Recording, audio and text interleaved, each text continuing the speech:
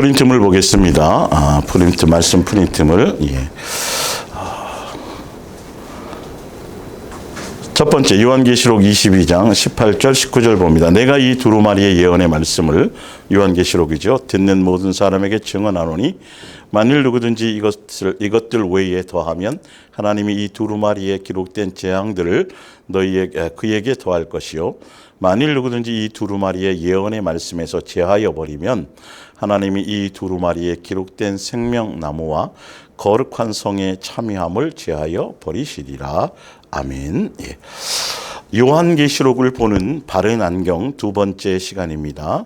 예수님의 몸된 교회의 목요 이야기 성경학교 352번째 시간이 되겠습니다. 그래서 지난주 첫 번째 시간을 통해서 미리 말씀드렸지만 그 위에 이제 원고 위에 이제 정리되어 있는 것처럼 요한계시록을 보는 안경은 첫 번째 이미 성취되었던 예수님의 초림 때까지의 구약 성경의 내용을 기본 교재로 초림과 부활 승천 후 또 재림까지에 대한 구약 성경에 이미 기록되어 있는 내용을 그대로 인용해서 영적인 상징성을 가지고 표현 기록된 책이다.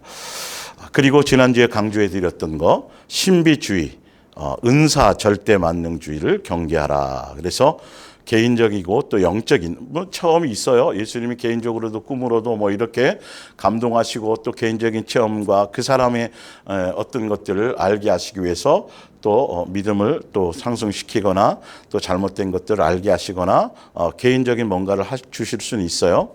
영적인 체험이나. 그러나 성경을 통해서 예수님이 계속 말씀하고 계시고 성경에 기본적으로 깔려 있는 예수님의 의도와 그것을 보면 신비적인 것들을 자꾸 그 개인적인 경험들을 이슈화시키고 대중화시켜서 내가 천국 갔다 왔든 안 갔든 갔다 온 게 사실이 나는 그게 중요한 게 아닌데 천국 갔다 왔더니 이렇더라 저렇더라, 내가 성경에 누구 인물을 만났는데 이렇더라 저렇더라, 특히 그렇게 그래서 대중화하거나 또 이슈화 시켜서 유튜브나 이런 데 주목받고 또 인기 끌게 하고 또 자기를 따르게 하려는 목사들이나 은사자들을 경계하라고 분명히 말씀드렸습니다. 성경에 분명히 예수님이 여러 번 말씀하셨어요. 제자들에게도 말씀하셨고, 왜 그러냐면 어떤 한 사람이 종이 예수님이 종이 그 어떤 사람이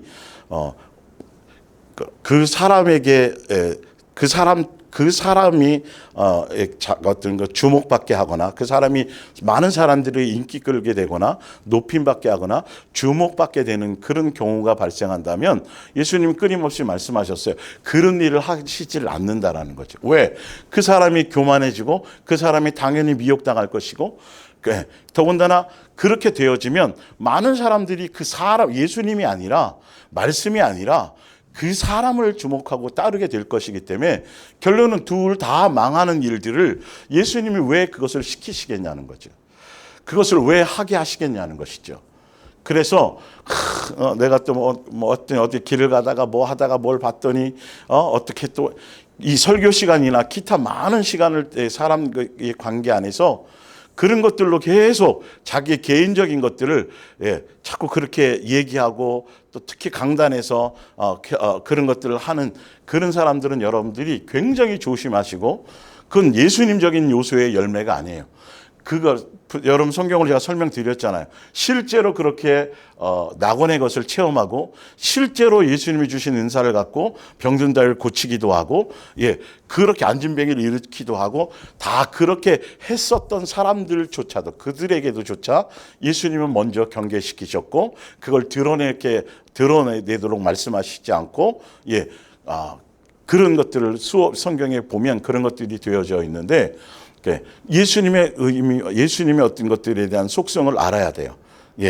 종이라면 당연히 주인을 드러내는 것이 기본이고, 제자라면 선생을 드러내고 선생이 향할 수 있도록 해주는 것이 기본인데, 그런 것들이 벌써 영적인 질서가 잘못되어지고 그렇게 되어진다라면 벌써 여러분들은 지금은 당장 혹시 아니라 할지라도 불과 얼마 가지 못해서 그 사람은 미혹당하고 거짓 선지자로서의 그렇게 사단에게 이용당할 확률이 굉장히 많게 된다라는 걸 제가 성경을 찾아서 또 그걸 가지고 여러분들에게 전달해 했었습니다. 그래서 지난주 첫 번째가 요한계시록은 복음 중에 복음이다. 그래서 요한계시록은 따로 그냥 특별하게 따로 빼가지고 다른 어떤 내용에 있는 것이 아니고 창세기로부터 유다서에 있는 그 모든 것들에만 있는 그 내용 그대로, 그리고 그 복음 그대로 주인공도 예수님이고 창세전에 계획했던 모든 것들을 마지막 요한계시록에는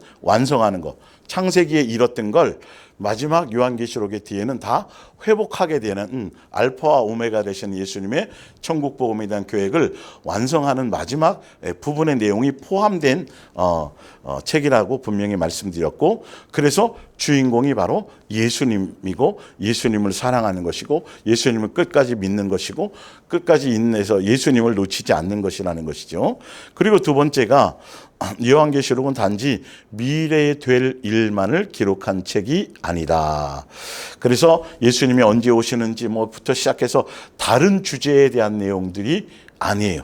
그래서 666이나 기타 다른 어떤 그것이 핵심이 아니고, 어찌 되었든 이제 그런 부분들에 대해서 지난주에도 좀 설명을 했어요. 이제 세 번째, 오늘 지난주에 좀 다루다가 이제 멈춰서 지금 가는 세 번째입니다. 요한계시록은 수수께끼 책이 아닙니다. 그래서 초반에 제가 말씀드렸던 게 이제 이렇게 나가는 거죠. 요한계시록을 비밀로 푼다고 말들을 하고 예수님이 자신에게만 말씀해 주신, 어느 날 일어났더니 어느 날 금식하더니 어떤 뭐 하더니 이거 이런 게 아니라는 거야. 이런 자체부터 벌써 잘못된 거죠. 그건 벌써 그 사람은 미혹된 사람인 거예요. 예, 이제 그런 것들을 아니라는 걸 이 책에 있는 내용을 통해서 그대로 제가 전달을 해서 여러분이 속지 않기를 원하는 거죠. 그래서 이단이나 사이비들이 바로 보면 그 사람들 다 그렇게 계시받았다 그래요. 예. 그래서 그 안에 주인공을 자기로 바꾸는 거예요. 멋대로 해석해가지고 분명히 예수님인데, 주인공이 예수님인데 불구하고 거기서 나와 있는 어떤 내용들이 맞는데 그걸 자기가 예수님을 대리권자고 뭐 이런 식으로 자기를 통하지 않으면, 그 요한계시록에 그걸 알지 못하면 뭐 구원의 조건으로 한다든지 신천지처럼 이렇게 가는 것들을 여러분들이 속지 말아야 돼요. 다시 봅니다. 예수님이 자신에게만 말씀해 주셔서 자신만이 해답을 가지고 있는 것의 뉘앙스를 말한다. 그래서 나오죠. 문제집을, 예를 들어서 우리가 세상에 문제집을 만들 때 답지 없는 문제집을 만들지 않아요.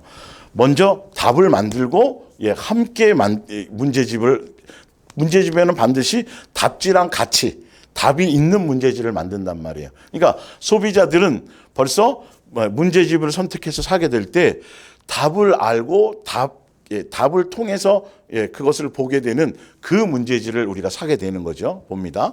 문제집을 만들거나 살 때 제작자는 답지를 만들고 소비자는 그것을 확인하고 삽니다. 답지가 없는 책을 사면 무슨 의미가 있냐는 거예요. 그러니까 마찬가지로 예수님께서는 요한계시록을 답지 없는 문제집으로 만들지 않았습니다. 요한계시록 안에 답이 있거나 또는 다른 성경 안에 같은 성경이니까 요한계시록만 따로 얘기하려는 것이 아니니까 성경 전체 속에 그 답을 모두 갖고 있습니다. 그래서 영을 분별해야 된다는 거죠. 그러니까 자기에게 어떤 자기 중심으로 자기에게만 나에게만 답을 줬어. 이건 다 마귀적이고 사단적인 거예요. 그런 내용이 아니고 그러니까 문제인 거죠. 예수님 이 땅에 초림하시는 그것으로부터 예언에 대한 모든 것들은 다 성취되어졌어요. 그리고 이미 다 답이 나와 있는 거예요. 그래서 요한계시록 22장 18절을 봅니다. 그래서 이 수수께끼 책이라고 이제 하면서 또 하는 실수가 뭐냐 하면, 예수님이 나에게 알려주었는데 앞으로 어느 몇 년 후에 아니면 뭐 2024년 얼마에 미국하고 다른 나라가 이렇게 연결이 돼서 아마 어떤 지역에서 큰 전쟁이 일어날 것이고 뭐 그 요한계시라고 하고 전혀 상관없는 것을 그것에 대한 현상들을 현재 지금 시대의 어떤 것 내용으로 자꾸 연결지어서 자꾸 뭐 예언하고 자꾸 설명하고 예수님이 계시해 줬다고 하는, 여기에 속으면 큰일 나는 거예요. 자, 18절에 내가 이 두루마리의 예언의 말씀을 듣는 모든 사람, 제가 읽어드렸던 거죠. 증언하노니 만일 누구든지 이 요한계시록에 있는 책 내용 외에 자기의 뭔가를 더 플러스 한단 말이죠. 예. 내가 받은 계시, 내가 받은 어떤 것들, 언제 오신다더라부터 시작해서 뭐 수없는 내용들이 굉장히 많죠. 사실은요. 그래서 요한계시록에 나와 있는 이 부분에 뭐 예를 들어서 이 아마겟돈 전쟁 그러면 그 아마겟돈 전쟁이 언제쯤 어떻게 돼서 어느 나라와 어느 나라고 뭐 이런 얘기하는 거, 더 하는 거잖아요. 그냥 거기를 읽어보면 그런 내용의 것이 하나도 아니에요. 사실은 그거는 뭐 이제 기회가 되면 제가 또 자세히 그 부분만 또 설명드리겠지만 그런 식으로 분명히 성경에 나와 있어요. 더하거나 또 빼거나 자기 멋대로 임의대로. 그러니까 다른 거 없어요. 그냥 요한계시록이 나와 있는 내용 그 책 그대로를 예배용 책으로 그냥 읽으면서 그 안에서 느껴지고 그 안에서 예수님이 주시고자 하는 것들을 내 믿음의 분량만큼 그 내용 그대로 믿고 따라가는 것에 초점이 있는 것이지 그걸 특별히 뭐 다른 어떠한 방법과 다른 어떠한 계시를 갖고 그 책을 따로 그 요한계시록의 비밀이라는 단어가 시크릿으로 되어 있는 게 하나도 없다는 것이죠. 성경 전체에 사실 다 그렇게 되어 있고요. 그리고 베드로후서 1장 20절을 봅니다. 먼저 알 것은 성경의 모든 예언은 사서로 입힐 것이 아니니 이 예언은 언제든지 사람의 뜻으로 된 것이 아니에요. 그래서 성령의 감동하심을 받아서 받은 사람들이 하나님께 받아 말하는 것입니다. 그래서 성령의 감동으로 받아서 아는 거기 때문에 그 사람이 하는 어떤 행동이나 그 사람이 하는 어떤 그것의 삶의 모든 결과가 성령의 사람이라면 분명히 얘기했잖아요. 정말 성령으로 거듭난 사람, 성령의 사람은 그의 열매가 벌써 성령의 열매 쪽에 초점이 맞죠. 은사라는 그 은사조차도 사실은 자기를 드러내거나 자기를 위한 목적이 아니라고 쓰여져 있잖아요. 그런 것들처럼 바람이 임의로 불되 있는 것 같이 없는 것 같이. 그래서 예수님이 자기에게 주신 그것을 가지고 어떻게 자기가 더 많은 사람에게 주목받으려고 하는 이런 내용의 것들이 아니어야 된다는 것이죠. 그런데 많은 사람들이 어떤 것들을 경험하고 어떤 걸 하게 되면 여기저기 광고하고 해갖고 많은 사람 불러서 뭘 자꾸 가르치고 뭘 하려고 하고 있죠. 아닙니다. 그런 것들. 분명히 조심해야 됩니다. 성경을 기준으로 분별을 해 나가셔야 돼요. 그리고 베드로후서 3장 16절에도 이렇게 나와 있어요. 이건 종말의 부분을 잘못 예언하거나 잘못 설명하는 사람들 때문에 있어지는 것들에 대해서 얘기하고 있죠. 또 그 모든 편지에도 이런 일에 관하여 말하였으되 그 중에 알기 어려운 것이 더러 있으니 무식한 자들과 굳세지 못한 자들이 다른 성경과 같이 그것도 억지로 풀다가 스스로 멸망에 이르느니라. 그것도 억지로 풀다라는 건 뭐냐면 예수님의 심판이나 종말이나 마지막. 그래서 베드로후서 3장에 바로 천년이 하루같이 하루가 천년같이 예수님이 너희들은 어떤 사람들은 종말이 없다고 얘기하고 아직 멀었다고 얘기하고 이런 식으로 잘못 그런 거 그렇게 하는 사람들 때문에 너희가 멸망을 받을 수 있다라는 거죠. 그래서 뭘 가르쳐줘요? 그냥 다른 것이 아니라 언제 오시는 것에 대한 초점도 아니고 오늘 오실 것처럼 너희가 간절히 사모하고 더 중요한 건 회개할 것은 반드시 빨리 회개를 하고 마음을 돌이켜서 내 삶의 행실을 점검하며 예수님이 언제 오시더라도 예수님 앞에 섰을 때 점도 없고 흠도 없는 자로 설 수 있도록 위해서 거기에 초점을 맞추어서 간절히 사모하며 살아가라고 분명히 그렇게 방법론까지 얘기해 두었는데 성경을 멋대로 보거나 잘못 가르쳐하는 사람들은 다른 방향에 초점을 맞추어서 아니야 좀 더 멀었어 아니 봐봐 뭐 이렇게 다른 것에 초점을 맞추게 만든다는 거죠. 우주적인 종말이 아니라 성경은 성경 전체 제가 지난주에 설명드릴 때도 이 말에 요한계시록도 마찬가지고 또 마태복음부터 그 마지막 유다서 요한계시록 전까지 유다서의 내용에 수없는 종말과 말세와 현상을 다 얘기하면서 뒤에 그걸 다룹니다. 하면서 항상 공통적인 건 다른 게 뭐냐면 오늘 오시는 것으로 생각하고 살으라는 거지. 그러니까 요한계시록도 미래에 어떻게 될 그것에 초점이 있는 것이 아니고 사실 이 성경이 쓰여진 목적 자체가 예수님 죽고 부활하시고 한 100년 60년 정도에 쓰여져서 그 시대에 1세기 그 안에 핍박받고 초대교회 사람들 정말 수없는 핍박과 어려움 속에 있는 그 사람들에게 직접적으로 위로하시고 직접적으로 견디고 이길 수 있는 힘을 주시고 일단은 그 시대에 그 사람들에게 먼저 적용이 될 수 있는 내용으로 쓰여졌다라는 거예요. 사실은요. 그래서 현재적으로 해석이 되어져야 돼. 읽혀져야 되게 내용. 그런데 더 중요한 건 이 요한계시록은 그렇게 쓰여졌지만 지금 이 시대 2000년이 지난 우리도 마찬가지로 그런 내용으로 적용되는 것이 바로 이 말씀이라는 것이에요. 사실은요. 그들에게 위로했던 것처럼 우리도 우리 삶 속에서도 계속 그 일이 일어나고 있지요. 그 사람들에게만 있었던 게 아니라 우리도 바른 양육 안에서 진리대로 예수님의 뜻 안에서 바르게 이 세상을 하려다 보면 억울함도 당하고 뭐 여러 가지 일들을 다 당할 수도 있고 그런 일들이 발생하잖아요. 그래서 그런 각도의 초점에서 성경은 그 부분들이 계속 현재성으로 오늘 나에게 적용할 말씀으로 그렇게 깨닫고 그러라고 주시는 말씀이라는 것이죠. 그것도 억지로 풀다가 스스로 멸망에 이르느니라. 그러므로 사랑하는 자들아 너희가 이것을 미리 알았은즉 무법한 자들의 미혹에 이끌려 너희가 굳센 데서 떨어질까 삼가하라. 오직 그러면서 이 말의 핵심이 뭐냐면 18절에 성경을 제대로 알고 억지로 풀거나 사사로이 풀거나 그런 사람들에게 미혹당해서 오히려 가장 중요한 거 봅니다. 그렇게 되게 되면 미혹당해서 떨어질까 걱정되는데 그래서 18절에 결론을 딱 내려줘요. 이 얘기를 하려는 게 오직 우리 주 곧 구주 예수 그리스도의 은혜와 그를 예수님을 아는 지식에서 자라가라 이렇게 돼 있어요.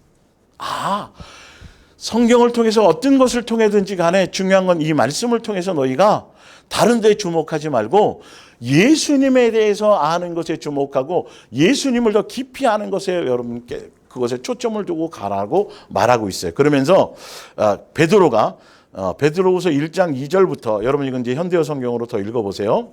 기회가 되면 저도 함께 찾아서 해드리겠지만 그래서 예수님에 대해서 더 알아가면 알아갈수록 하면서 그 내용에 대해서 쭉 설명을 하고 있다라는 거죠.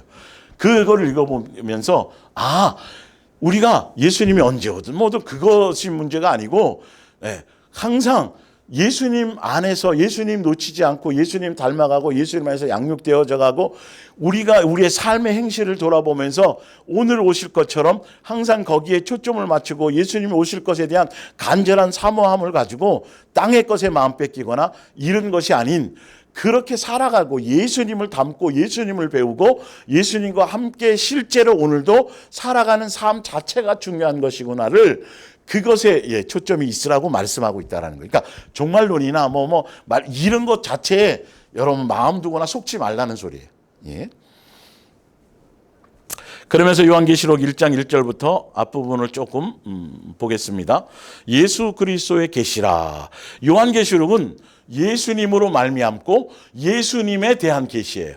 그럼 요한계시록의 주인공은 예수님을 얘기하려는 것이지 예수님께 초점이 있는 것이지 예수님 안에 있는 것이 중요한 것이지 그것에 대한 다른 내용을 자꾸 이슈화시키면 666이나 짐승의 표나 천년왕국이나 휴거나 아니라니까요. 보면 알아요.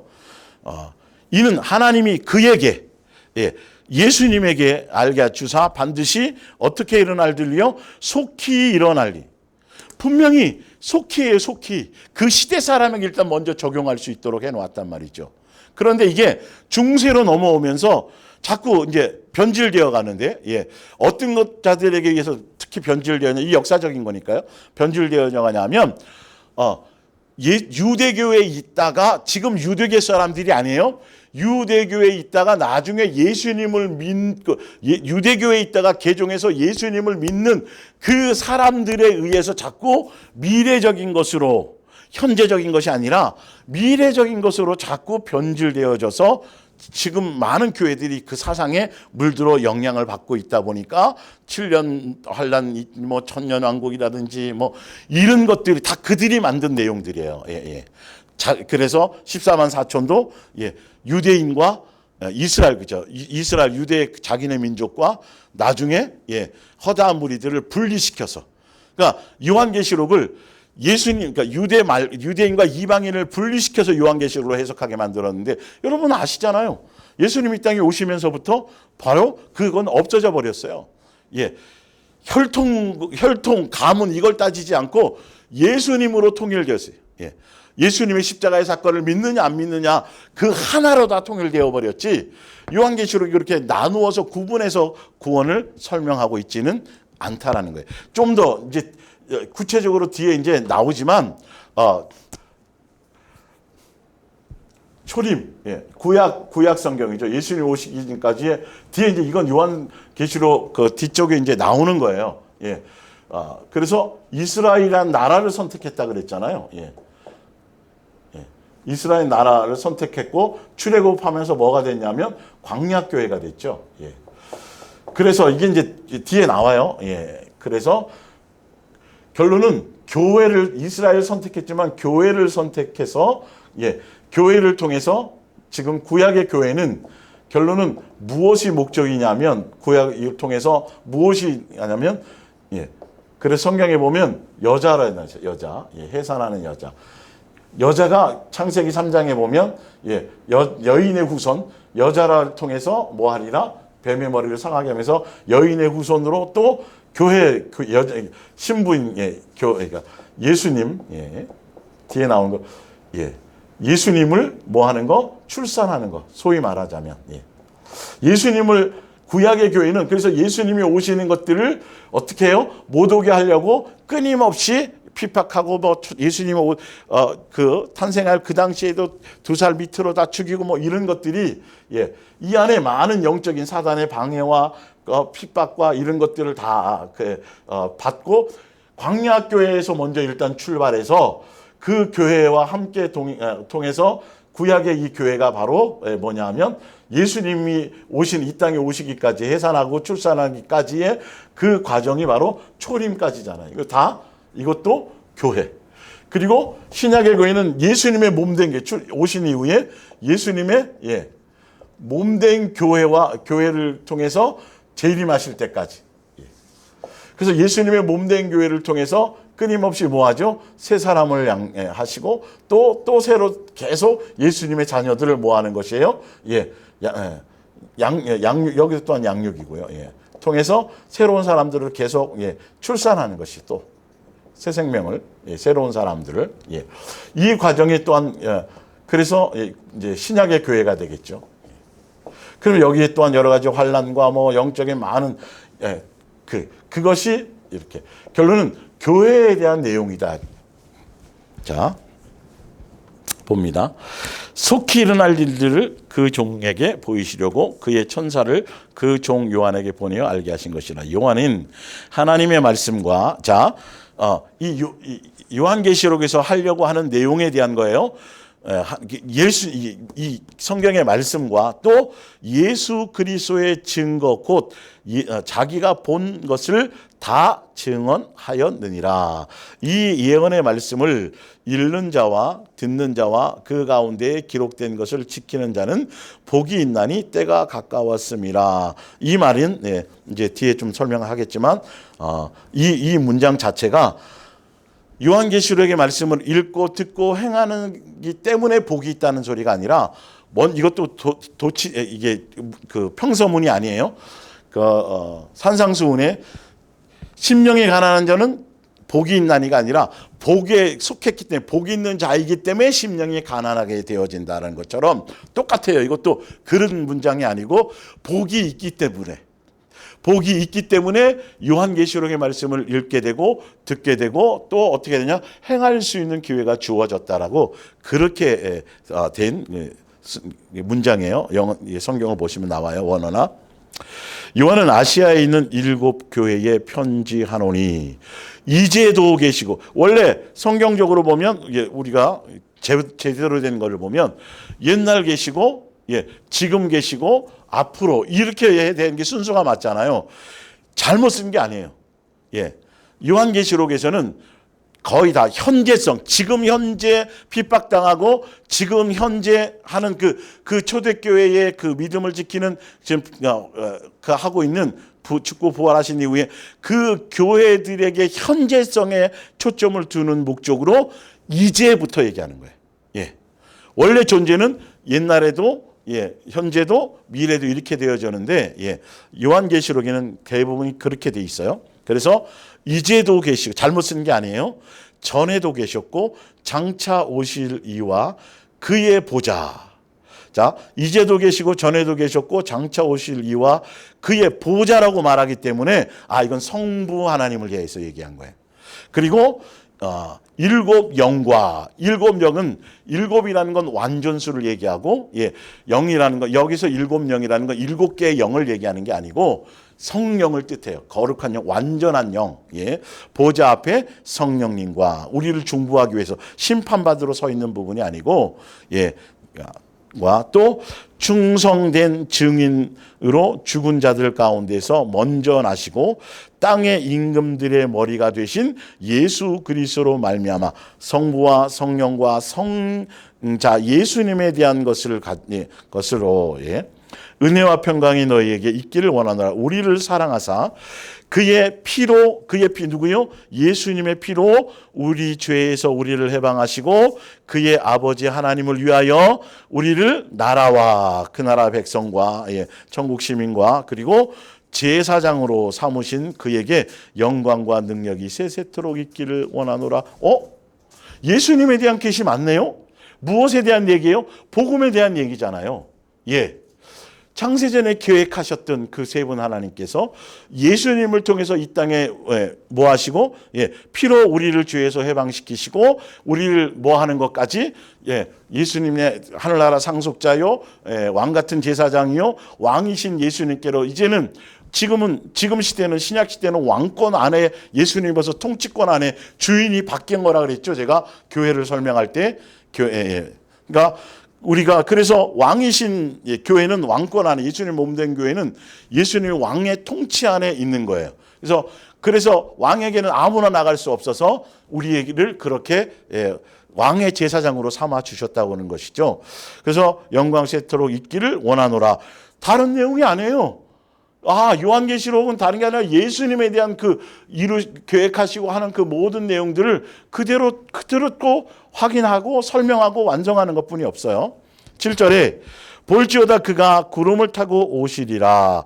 각 사람의 눈이 그를 보겠고 그를 찌른 자들도 볼 것이요. 그러니까 여기서 이렇게 해버리면 그를 찌른 자들을 볼 거라면 예수님 어떤 역사적으로 로마 군병이 예수님을 찔렀잖아요. 그 역사적인 것만을 얘기하는 것이 아니고 더 통합해서 전체적으로 예수님이 재림하시게 되면 예수님 당시에 로마 군사들만 심판받는 게 아니잖아요. 예수님이 오시게 되면 예수님을 믿지 않는 모든 세상에 속한 모든 사람들이 안에 그 사람들도 포함된다는 거예요. 그런데 이걸 또 자꾸 이제 천년왕국이나 뭐 자꾸 이렇게 해석하는 사람들은 그걸 구분시켜서 바로 그를 찔른 자들을 바로 그 시대 로마 그 시대 사람들에 대해서 하는 거 아니에요. 그 뜻이 아니에요. 보면 나와요. 그래서 그가 구름을 타고 오시리라는 이 부분의 내용이 사도행전 1장 9절에도 나와 있고 다니엘서 7장 13절에도 나와 있는데 그 설명이 돼 있죠.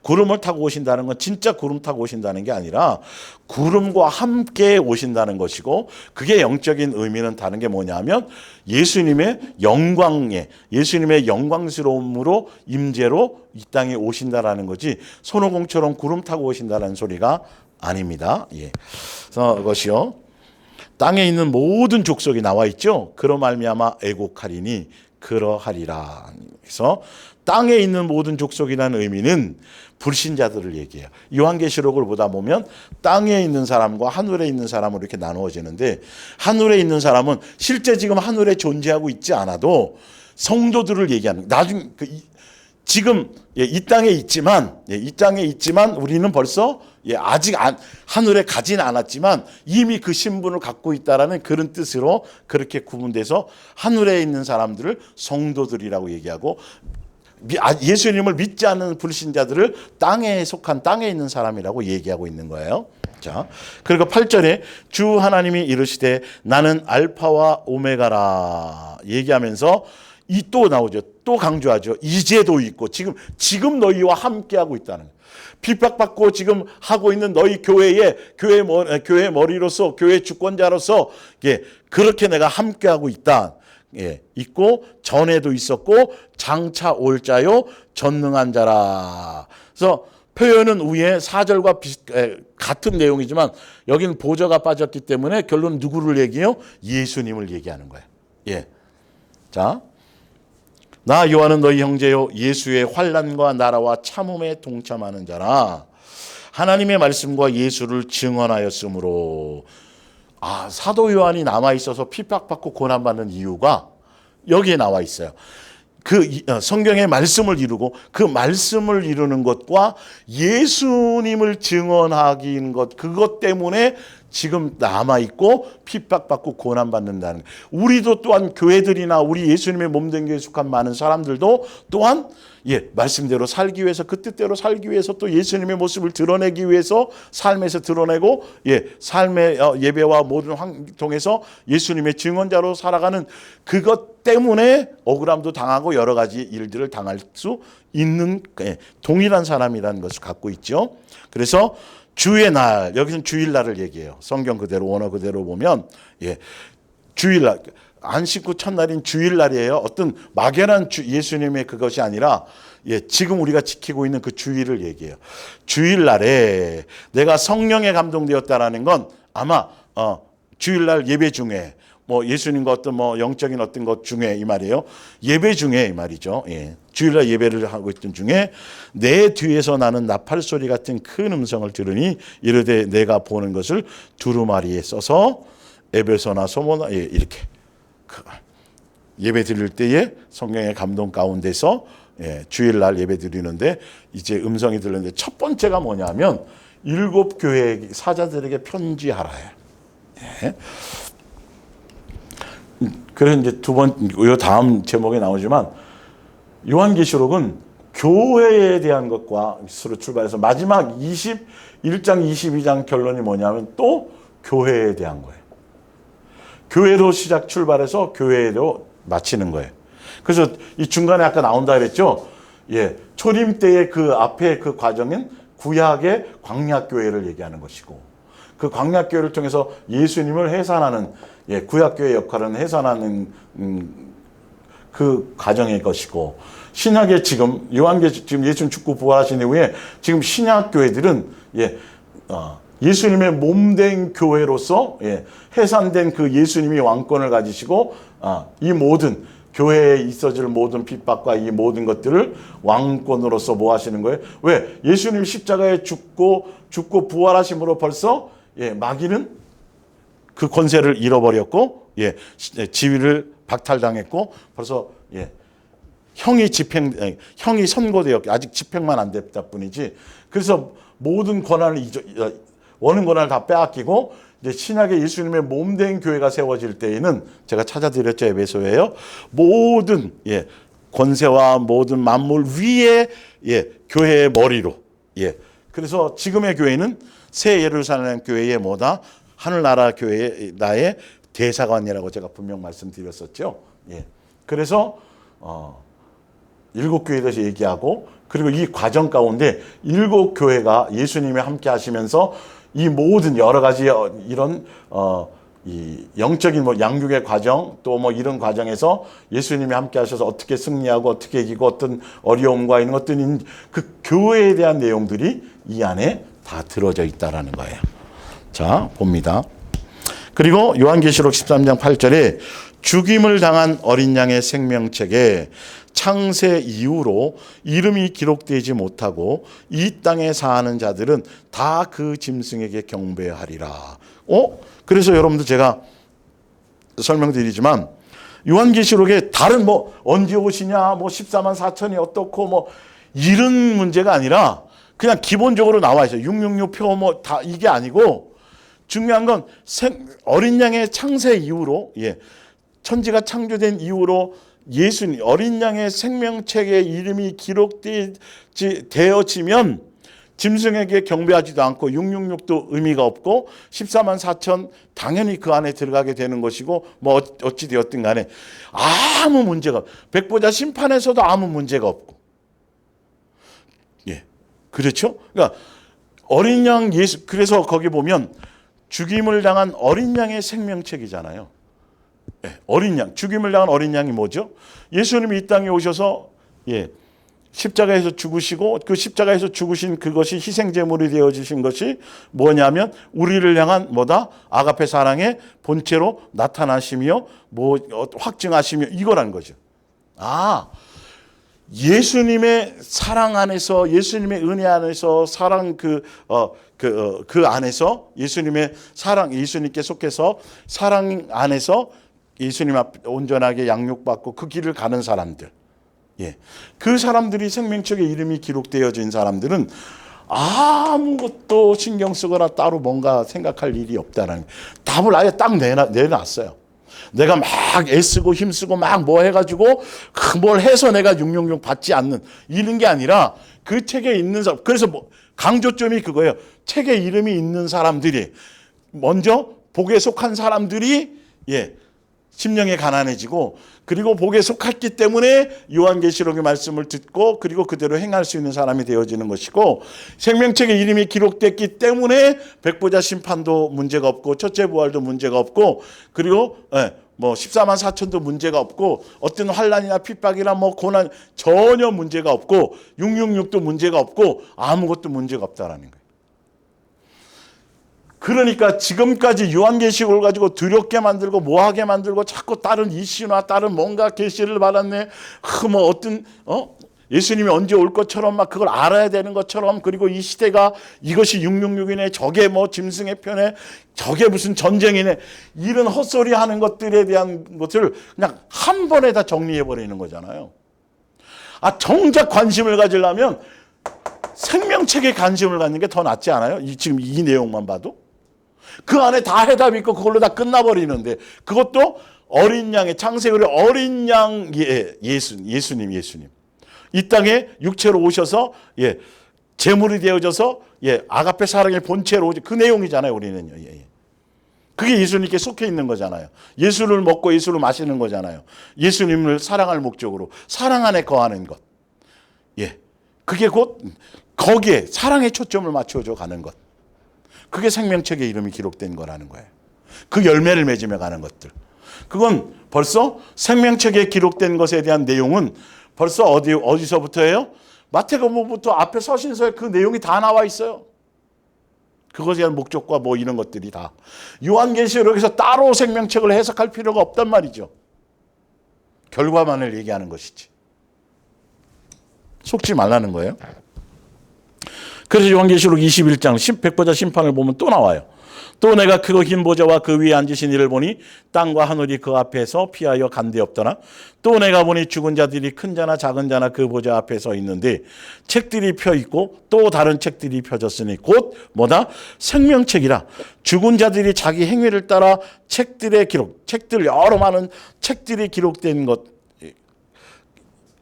것대로 심판을 받고, 13절에 바다가 그 가운데서 죽은 자들을 내주고 또 사망과 음부도 그 가운데서 죽은 자들을 내주매 각 사람이 자기의 행위대로 심판을 받되, 14절에 사망과 음부도 불못에 던져지니 이름은 둘째 사망 곧 불못이라. 근데 15절이 그냥 쫙 나와 있지만 다른 거 걱정할 게 하나도 없어요. 15절에 누구든지 생명책에 기록되지 못한 자만 불못에 던져지네요.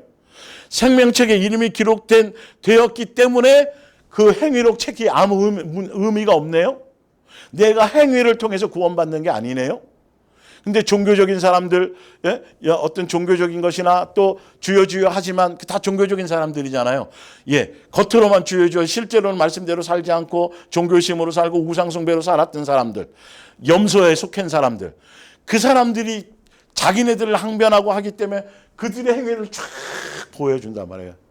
너희들의 동기와 의도와 목적이 너희가 무슨 목적으로 날 때 이거 그냥 적나라하게 다 그들이. 그러나 우리는 우리 행위가 없어요 사실은. 왜? 예수님 때문에 예수님으로 말미암은 결과지 내가 뭘 했기 때문에 40일 금식을 해서 성경을 많이 봐서 내가 뭘 전도를 많이 하나도 없어요. 그런데 지금의 많은 교회들이 계속 뭐 열심히 해야 되고 기도 많이 해야 되고 전도 많이 해야 되고 그리고 막 계속 있다는 게 여기에 초점을 맞추게 만든단 말이죠. 분주하게 일하게 사명이라 그러고 뭐 해야 된다고. 그래놓고 결론적으로 다 뭐예요? 내가 이렇게 했고 저렇게 했고 선지자 했고 뭐 하니까 상 주시고 뭐 하시고 이렇게 돼버리잖아요. 예. 이런 자들은 벌써 생명책 이름이 없는 자들의 열매인 거예요 이게. 염소란 말이에요 염소. 그 일을 안 했다라는 게 아니라 했는데 자기로 내가 내 영광과 이런 것 내 의로 이런 것들이고 예수님께 속해 있는 사람들은 예수님으로 말미암은 예수님 나를 탕감하시고 나를 용서하시고 예수님이 가르치시고 예수님이 인도하시고 예수님 동행하시고 그거 다 예수님에 의해서 그거 다 예수님이지 뭘 제가 한 것이 있고 내가 뭘 얘기할 게 있나요? 가치가 뭘 할 게 있어요? 그냥 붙어 있었는 거 그것도 예수님이 붙잡아 주시고 하게 하셨던 거. 믿음조차도 믿을 수 있도록 예수님이 해주신 거였고 뒤에다 성경 나와요. 그거예요 그거. 아주 쉽잖아요. 거기에 내가 첫 번째 부활에 참여해야 되니 이딴 고민을 할 필요가 없다라는 소리예요 사실은. 자 그걸 증명해 드리려고 그래요 오늘. 자 네 번째 봅니다.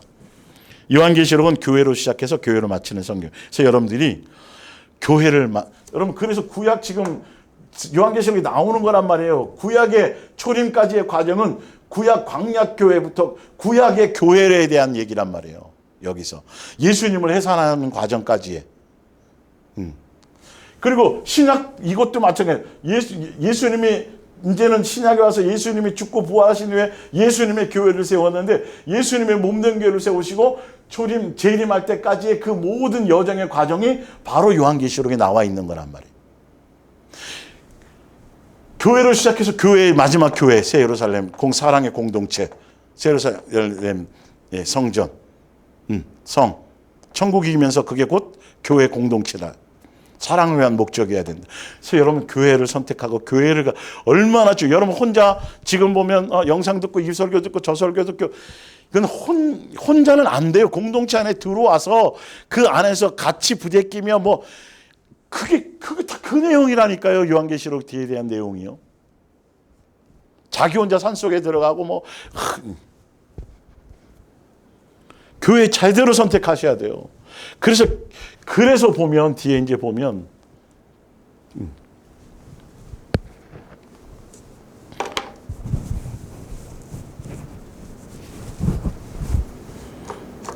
그래서 아까 읽어드렸던 요한계시록 1장 11절에 이르되 내가 보는 것을 두루마리에 있어서 그래서 교회부터 먼저 쭉 지금 7교회에 있어. 쭉 얘기하시는 거예요. 요한계시록 21장에 보면 9절에 7 대접을 가지고 마지막 7 재앙을 담은 7 천사 중 하나가 나와서 내게 말하 이르되 이리 오라 내가 신부 곧 어린 양의 아내를 내게 보이리라 하고 성령으로 나를 데리고 크고 높은 산으로 올라가 하나님께로부터 하늘에서 내려오는 거룩한 성 예루살렘을 보이니. 사랑의 공동체. 건물을 얘기하는 것이 아니고 그 건물이 이 땅에 임했다는 게 아니라 이 땅의 교회들이 지금 신약의 교회들이 예수님의 몸된 교회에 속하여 있는 교회 머리 예수님의 통치 안에 있는 그 교회들은 바로 하늘나라 새 예루살렘 성의 대사관이라는 거죠. 그 나라에. 그 새 예루살렘 성전은 곧 사랑의 공동체인 교회의 공동체를 얘기하면서 곧 예수님께서 거하시는 천국이기도 하다라는 거예요. 그러나 요한계시록에서는 천국이라는 어떤 그 자체보다는 교회 공동체에 초점을 두고 마지막 결론이 교회 공동체를 설명하고 있다는 거예요. 새 예루살렘 성 자체가. 이 정도로 중요하다는 거예요. 교회가 여러분. 그래서 요한계시록 22장에 보면 16절에 나 예수는 이 모든 것 앞에 쭉 얘기하는 어떤 이런 것들이죠. 교회에 알리려고 천사를 내게 보냈다. 나는 다윗의 뿌리이며 그의 자손이다. 나는 빛나는 새벽별이다. 성령과 신부가 교회가에게 오소서 하고 말씀하십니다. 이 말을 들은 사람들도 같이 오시옵소서 하고 외칩니다. 마지막 22장 마지막이에요. 이런 내용들, 이런 것들이 다 결론은 뭐에 대한 얘기냐면 이 모든 것을 교회에 알리려고. 예. 그래서 교회를 시작해서 교회로. 그리고 다섯 번째, 요한계시록은 선입견을 버리고 읽어야 하는 책이다. 전천년설, 후천년설 등 10여 가지의 설을 가지고 지금 더 많이 생겼겠죠. 그 틀을 만들어서 어떤 틀을 가지고 그 틀에 맞추려고 요한계시록을 해석하고 그것을 보는 사람, 사상과 주장이. 그래서 장로교는, 어떤 교는 이렇게 교단마다 이게 또 틀려요. 주장하는 설들이에요. 그러니까 성경 그 자체대로 그대로 뜻을 보고 그냥 가야 되는데 먼저 다른 나름대로의 뭔가 관념과 해석을 해놓고 그것으로 짜맞추려니까 안 되고 전혀 이상한 서로 이게 문제가 되는, 해답을 못 얻고 있다라는 거죠. 그러나 어떤 성경도 먼저 틀을 만들어 놓고 보면 안 됩니다. 여러분 창세기라든지 뭐 마태복음, 마가복음 읽을 때 틀을 만들어 놓고 읽나요? 그냥 쭉 읽어 나가고 그 내용 안에서 그렇게 하는 거잖아요. 근데 요한계시록은 먼저 벌써 틀을 만들어서 그 생각 안에서 이걸 해석하려고 하다 보니까 문제가 되는 거죠. 그리고 대체로 요한계시록 외에는 틀을 가지고 선입견을 가지고 읽지는 않는다. 특히 요한계시록만 어떤 선입견과 고정관념을 가지고 보게 된다. 여섯 번째 뒷장으로 넘어갔어요. 요한계시록은 풀어내는 책이 아니라 읽으면 알 수 있는 책이다.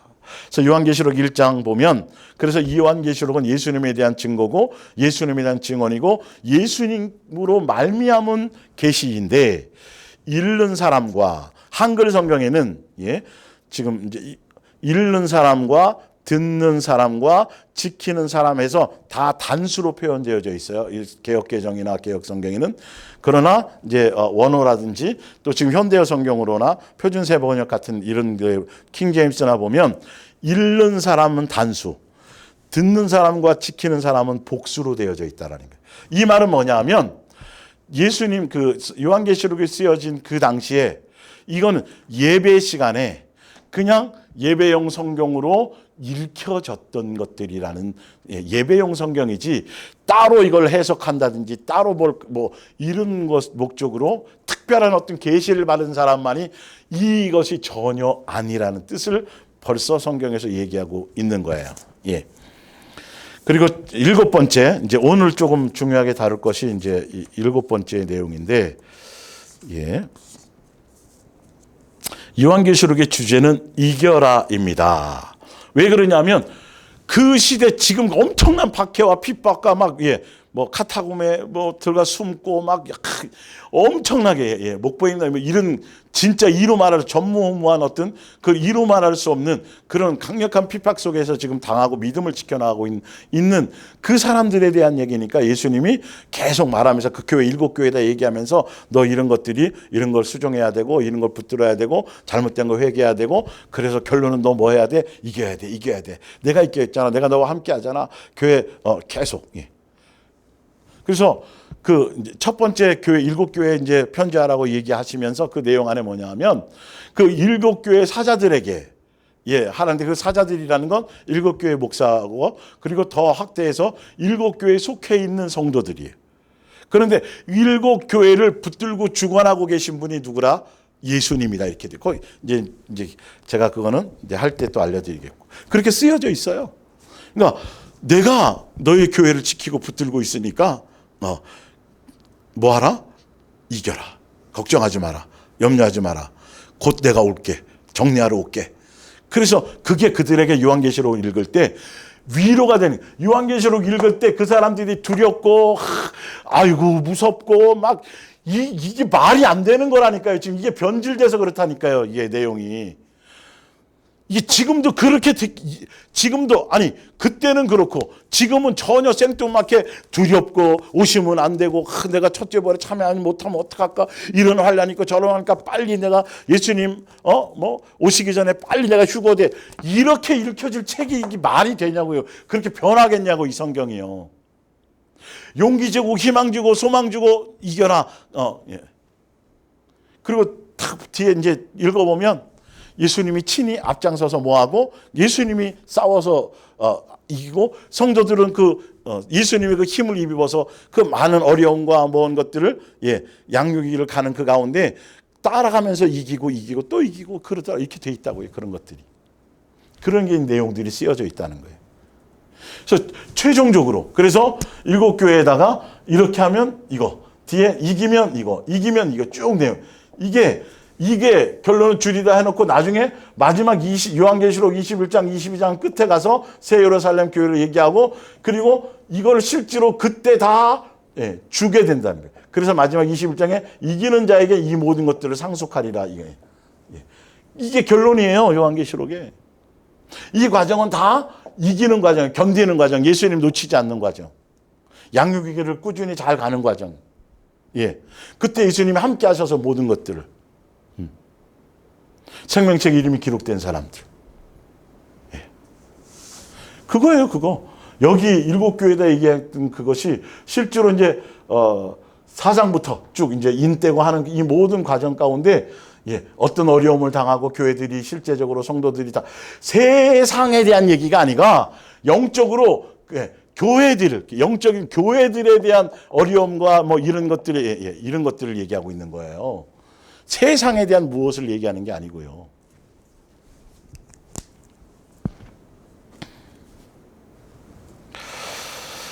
(14만 4천이나) 천년왕국, 7년 대환란, 666 짐승의 표, 언제 오시는가에 대한 때와 시간도 주제가 아닙니다. 이것들은 이기는 자들을 묘사하고 이기는 자들의 영원한 삶에 대한 묘사일 뿐입니다. 요한계시록에서 이겨라는 표현이 계속됩니다. 왜 그럴까요? 그것은 요한이 이 글을 전할 때에 교회가 처한 환경 때문입니다. 로마의 11대 황제 도미티니우스의 박해가 극에 달할 때였습니다. 아주 유약하고 정신병력도 있는 몸도 약한 사람이다 보니까 자신의 권력을 강화하려는 목적으로 자신을 주요 하나님이여 신으로 부르도록 하였습니다. 신사참배하겠다는 더 강력하게. 이 목적으로 황제의 숭배 신전이 지어졌고 그 외에 다른 신을 섬기는 신전들의 황제 신상을 만들고 분향하게 했습니다. 향을 피워드리면서 황제는 나의 주인이십니다라고 외치면 되었습니다.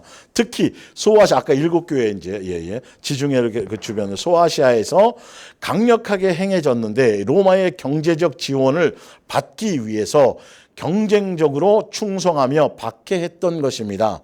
당시의 성도들에게 주어진 제목이 불신죄였는데 그것은 황제뿐 아니라 로마가 공인하는 모든 신을 부인하고 오직 예수님만을 신으로 섬겼기 때문에 붙여진 죄명이 바로 불신죄라는 것이죠. 그래서 교회들에게 이겨라를 강조한 것입니다. 그리고 요한계시록은 진노와 심판에 초점이 있는 것이 아니라 구원에 내가 너희를 살릴 거다. 내가 너를 지킬 거다. 내가 곧 속결이라. 너희 억울함. 그 내용이라니까요.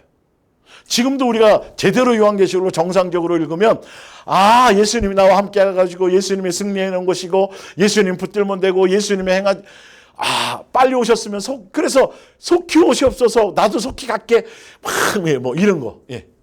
서로 막 사랑에 목말라서 그 힘이 생기고 위로가 되고 더 정신 차리려고 그러고 그게 요한계시록의 내용이에요. 2000년 전엔 그랬는데 지금은 아니면 뭐가 잘못되고 뭐가 문제된 거예요, 이게. 그걸 자꾸 이 시대의 전쟁, 이 시대의 어떤 문화적인 현상, 이 시대의 무슨 컴퓨터, 이 시대의 어떤 바코드, 이 시대의 무슨 베르칩, 이런 걸로 자꾸 얘기하면 안 돼요. 이거는 성경은 그 시대도 얘기하지만 모든 사람의 현재성에 대한 영적 상징에 대한 거예요. 지금은 소돔과 고모라가 없잖아요, 여러분. 근데 소돔과 고모라에 대한 어떤 그것, 선악과가 지금 없지만 실제적으로는 선악과에 대한 내용이 지금도 우리 속에는 역사하고 있잖아요. 출애굽 당시에 광야교회 성도들이 바로 우리라는 걸 알게 되잖아요. 똑같이 영적인 가치가 그대로 지금도 우리에게 적용되면 우리에게 현재 지금 적용되는 거잖아요. 그냥 막연히 자꾸 미래만 생각하지 말고 이거 현재성으로 먼저 쓰여졌다니까요. 지금도 우리도 이 요한계시록 읽을 때, 성경을 읽을 때 이것이 다 나에게 내게 하시는 말씀 현재성으로 적용되지 않으면 이 아무 의미가 없어요. 이 성경은요. 잘못 보는 거예요. 이제 조금 감이 좀 잡히시나 모르겠어요. 그래서 그러나 더 중요한 것은 환난과 박해와 핍박 때보다도 사실 그래서 소돔과 고모라나 바벨론이나 음녀나 뒤에 이제 다 나오는데 심판은 세속주의, 황금만능주의, 기복주의. 그러니까 예수님의 사람들이 오히려 핍박받고 고난받고 막 박해받고 이럴 때는 오히려 채찍맞고 징계받을 때 정신 차려서 예수님은 그나마 억지로라도 속으로 아닐지라도 자꾸 돌이키려고 그러고 뭘 하려고 그러잖아요. 사실 알고 보면 예수님은 그것도 원하지 않아요. 그걸 인정하지 않아요, 사실은. 근데 뒤에 요한계시록에 보면 가장 문제되는 게 뭐냐면 태평성대일 때고 세속주의, 세상적인 개념에 물질 개념에 예수님도 사랑하고 다른 것도 사랑하고 세상도 사랑하고 돈도 사랑하고 기복적인 지금 벌써 끝나 있어요. 사실 교회들이 성도들이요. 벌써 예수님 다 팔아먹었다니까 666 다 받은 거라니까요. 666이라는 내용 자체가 바로 기복주의고 세속주의고 세상 사랑하는 거고 적당히 예수님이고 이것도 믿고 저것도 믿는 그걸 얘기하는 거라니까요. 그래서 예수님이 안심하고 됐다. 아직 조금 더 있어. 출산이 예정일이 벌써 한 달 정도 남았는데 그것처럼 평안하다 태평하다 그럴 때 갑자기 오신다. 갑자기 해산하는 여인처럼 이렇게 돼 있어요. 그러니까 뭐 좀 자세하게 하여튼 뭐 그건 또 기회가 되면 이제 하겠고요. 예.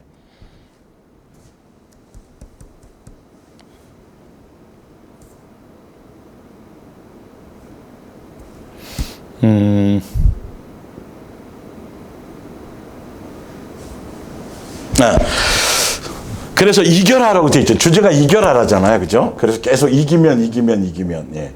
교회들에게 이겨라. 네가 네 스스로 이겨라가 아니라 함께 하세요. 뒤에 다 나와 있어요. 이 내용들이. 예. 그러니까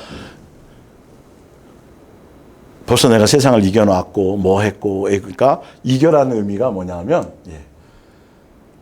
세속적이고 마귀적인 것, 이 모든 것들, 옛사람적인 것 그거 돌이키고 버려라예요.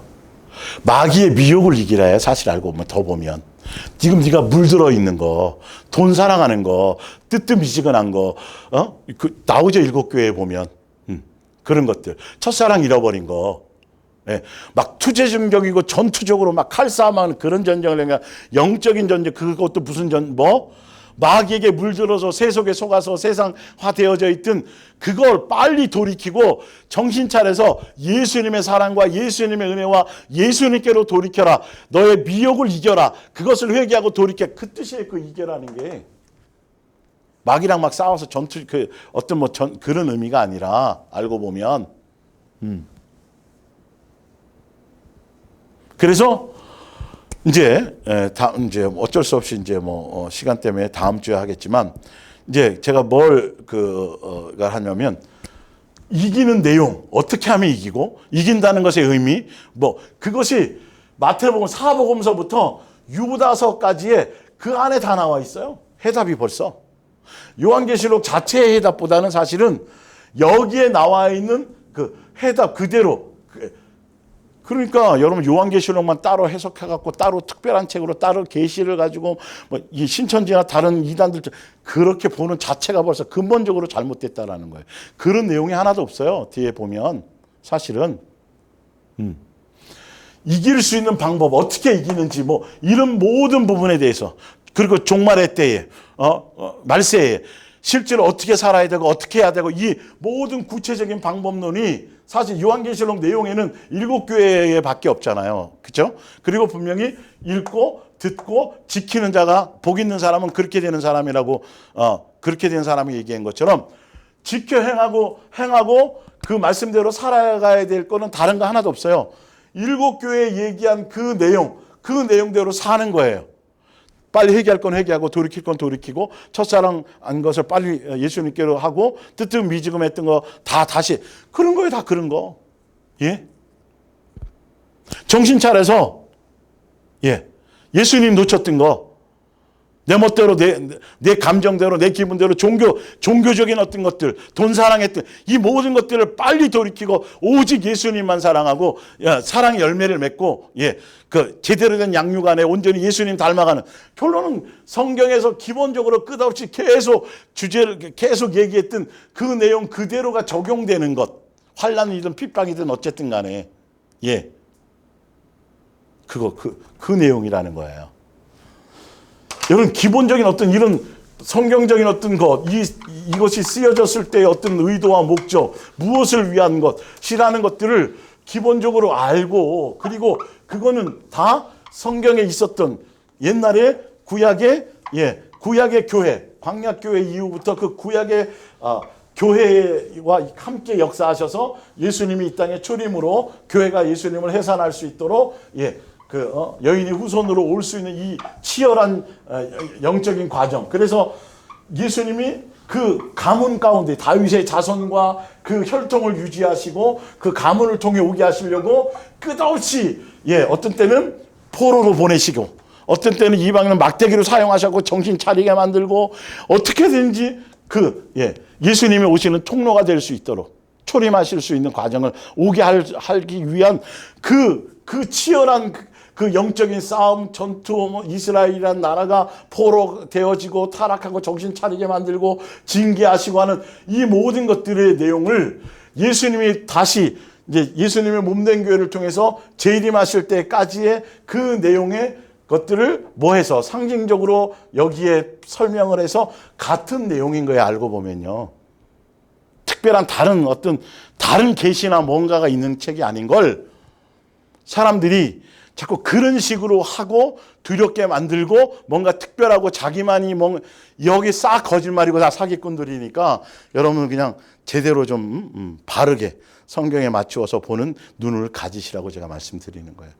허락되는 대로 앞으로 좀 더 몇 주 더 하겠고 기본적인 걸 다 이제 해드릴 거고 그리고 나서 부분적으로 더 세밀하게 4장부터 5장 6장에 무슨 이런 것들을 좀 더 솔직하게 좀 더 깊이 있게 알고 싶다 그런 분들 의문이 있는 것들은 이제 개인적으로 질문하면 대충 그 부분에 맞춰서 제가 또 에너지 낭비예요. 그건 별 큰 저기가 없어요. 사실은요. 우리가 지금 살고 있는 대로 알고 있는 대로 미혹당하지 말고 그런 것에 솔깃해서 또 뭔가 있는 걸 그러지 말라고 제가 이걸 이제 기본적인 바른 안경을 설명해 주는 거고요. 목사님들을 대상으로도 여기 나와 있는 이 정도만 제가 해드렸어요.